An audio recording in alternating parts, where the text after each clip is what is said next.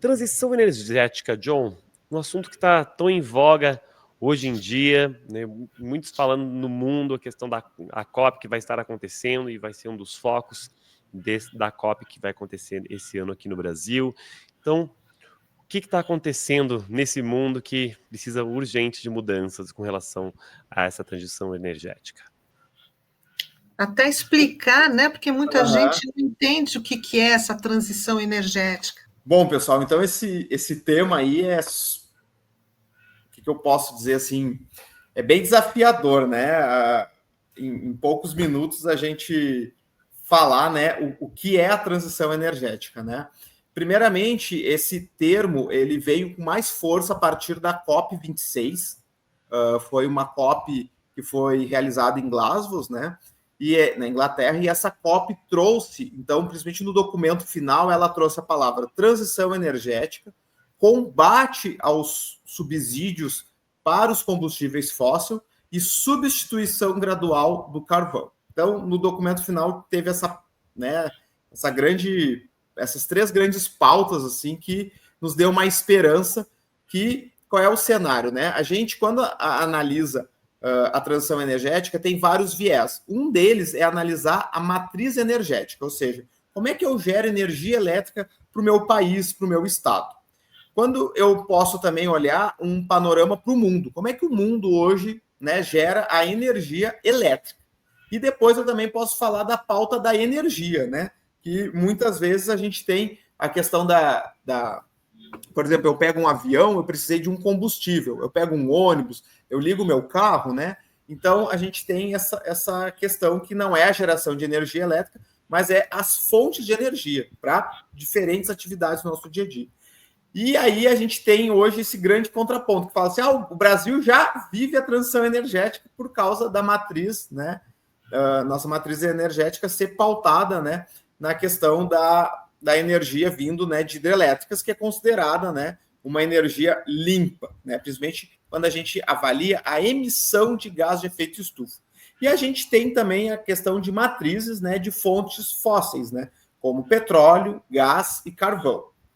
E quando eu vou também para a questão, como eu falei, para a geração de energia, né, por exemplo, de combustível, eu vejo também, né, que muitas vezes hoje, quando eu analiso, por exemplo, Porto Alegre, qual é a principal fonte de emissão de gás de efeito estufa? É o transporte. E por quê? Esse transporte usa, na sua maioria, combustíveis fósseis, né? Não é um transporte elétrico e nem um transporte com baixa emissão de carbono.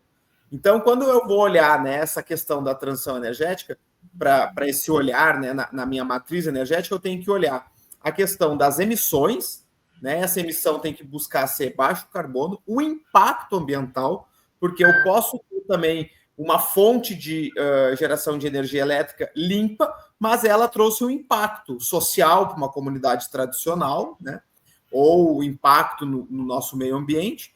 E eu também preciso olhar a questão econômica, porque a gente tem hoje muitas fontes que são limpas, mas muitas vezes ela não tem, né, uma sustentabilidade econômica. Ou eu tenho fontes que também elas podem ser ditas baratas, mas elas trazem um impacto muito alto à saúde e ao meio ambiente, como a questão da queima do carvão, que nós aqui no Rio Grande do Sul detemos 90% das reservas de carvão mineral. Um carvão mineral de baixa qualidade, de baixo poder calorífero, com alto teor de cinzas e enxofre, né?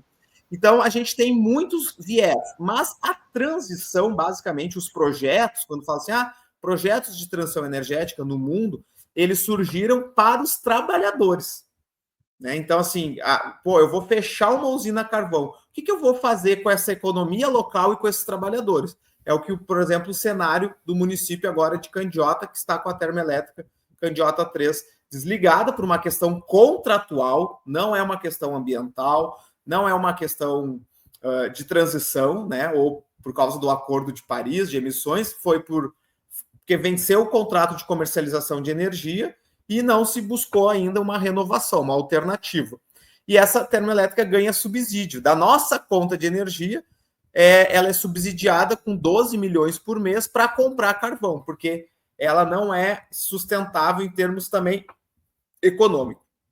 Então, é um tema bem abrangente, e hoje nós, no Instituto Internacional Araiara, temos um grande, um grande desafio que eu vejo na pauta da transição energética, que é a questão do combate ao greenwash. Nós temos muitas empresas dizendo que estão fazendo descarbonização, que são de transição energética, de economia verde, mas elas estão se pintando de verde. Hoje, por exemplo, saiu essa frase dizendo a gente precisa explorar a foz, né, pelo presidente da República. Precisamos explorar o petróleo da foz do Amazonas para garantir a transição energética do Brasil. Então, eu vou aumentar as emissões de gás de efeito estufa para justificar essa transição energética. E eu também, quando avalio, né, quando a gente vai avaliar a questão das emissões de gás de efeito estufa, a gente, por exemplo, pode avaliar do setor elétrico, né, como também podemos avaliar a do país, que no Brasil a maior fonte de emissão é a mudança, né, do solo, né, principalmente pelo desmatamento, e as queimadas, que foi um contexto horrível que a gente viveu aí em 2024, chegando aqui no Rio Grande do Sul, né? Então, olha que interessante, né? O Rio Grande do Sul teve a maior tragédia climática do Brasil, né, em números de municípios afetados, né?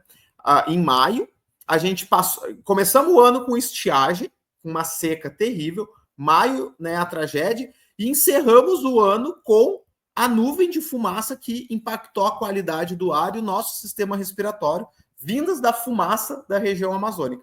E começamos o ano agora com seca, né, estiagem em vários municípios e calor extremo. Ou seja, o nosso estado é uma porta de entrada para eventos climáticos extremos, né?